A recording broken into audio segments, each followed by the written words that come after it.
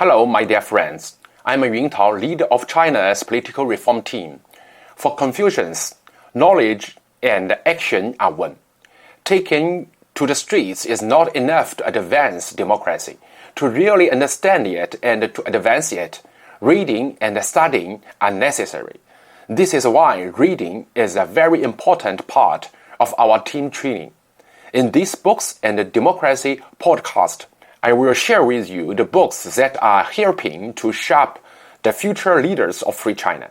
I will be very happy that this sharing can inspire you to advance democracy in your country. Today, I present to you the first book, The Chinese Renaissance by Hu Shi, published in 1933. Hu Shi was born in 1891 in Shanghai and died in 1962 in Taiwan. He has been the modern figure of Chinese liberals until today. He was ambassador of the Republic of China to the United States from 1938 to 1941. After the war, he served as president of Peking University. In 1948, he was proposed by Chiang Kai-shek as a candidate for the presidency of the Republic of China. Since he is a liberal philosopher, the Chinese Communist Party denounced his as a first ideological enemy, while the Chinese Nationalist Party appointed him president of Academia Sinica in Taiwan. Lifelong practicing the Confucian principle that knowledge and action are one, Hu Shi is both an intellectual and a politician. He is the modern model of politicians for the democratic China to come. Like the Confucians who followed the dogma of Confucius, the honest man, sociable but not partisan, Hu Shi proposes to study problems more than to talk about ideologies. He is above all against political ideology which seems to him the enemy of freedom. As a PhD from Columbia University and a disciple of John Dewey, he understands the Western and its culture well. He is the best Chinese specialist in international communication and an ideal diplomat from whom our members of the China's political reform team must learn. His book, The Chinese Renaissance, is number one among 196 books required to train future leaders of Free China. It is a masterpiece representing the spirit of public diplomacy. The latter is not only a trade, but also the main method of diplomacy in the democratic era. The Chinese Renaissance was published in 1933. It is a collection of 6 lectures by Hu Shi at the University of Chicago in July 1933. At that time, the Japanese army had already invaded China and occupied its northeast. For the Chinese, World War II had just begun, but the world was not aware of it. The United States, dominated by isolationism, did not know China or the worst consequence of the Sino-Japanese War. Even so, Hu Shi was not an official diplomat. He considered the presentation of the situation in China and its civilization as his responsibility. Although his speeches kept an academic background, they were impregnated with a certain color of political communication. Hu Shi's ambition was twofold. On the one hand, to compare the peaceful Chinese civilization and belligerent Japanese civilization. On the other hand, to explain the evolution of Chinese civilization and how traditional China was modernizing to join the free world. This book consists of 6 chapters. The first, types of cultural response.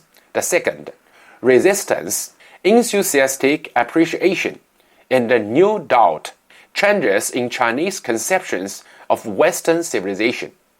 The third, the Chinese Renaissance. The fourth, intellectual life, past and present. The fifth, religion in Chinese life. Finally, the 6th chapter, social disintegration and readjustment. I now share with you some important points that will help you better understand the nature of China's civilization and its influence on today's Chinese democratization.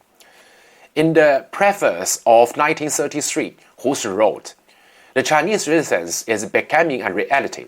The product of this rebirth looks suspiciously Occidental. But scratch its surface, and you will find that the stuff of which it is made is essentially the Chinese bedrock, which much weathering and correction have only made stand out more clearly. The humanistic and rationalistic China resurrected by the touch of the scientific and the democratic civilization of the New World." End of quotation. We understand that the Chinese Renaissance is free of Sino-Western cooperation and not a copy of the West, just like today's Chinese democratization. From this, I invented the model of humanistic democracy, which draws advantages from Western democracy and Chinese humanism. In the first chapter, Hu explains the traditional Chinese regime in this way.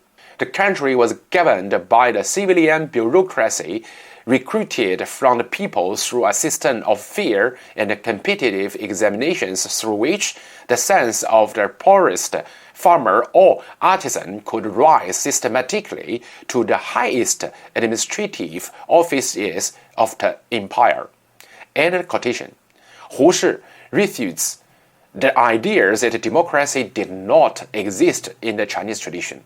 Unfortunately, the denial of Confucian democracy is still dominant among today's Chinese liberals. This fault is the greatest enemy of democratization. I explained it in a previous video. Please watch it by clicking on the card at the top right of your screen. In the second chapter, Hu Shi thus describes the meeting of civilization, where the first contacts are carefully planned and wisely handled. It is quite possible for diverse civilizations to fall in love at first sight. End of quotation. Unlike Samuel Huntington's Crash of Civilizations, we Chinese people prefer the love of civilizations. Chinese democratization has one final goal: perpetual peace. In the third chapter, Hu Shi emphasizes that without the benefit of an intimate contact with the civilization of the West, there could not be the Chinese Renaissance. End of quotation. Each civilization has its own limit. The inspiration of other civilizations is necessary for their renaissance. The renaissance of Confucianism is not a return to its own past, but the road to the future where all civilizations came together. You now understand why we chose this book to train future Chinese leaders. Like Hu Shi, a true liberal, we are against both total westernization and extreme nationalism. We respect tradition and also believe that only cooperation between civilizations can achieve democratization and world peace. Regarding diplomacy, we must tell the truth to the world through a good method of international communication to help the world better understand China and our policies. Finally, we hope that future Chinese leaders, and especially the future diplomats of Free China, will be Hu Shi of the 21st century. We also hope that this book by Hu Shi, The Chinese Renaissance, can inspire you to advance democracy in your country. Have a good reading. If you are curious about policies of democratic China in the future, subscribe to our channel and follow our books and democracy podcast. During the next episode, I will introduce you to a book by Gu Hongming, The Spirit of the Chinese People. See you soon, and thanks.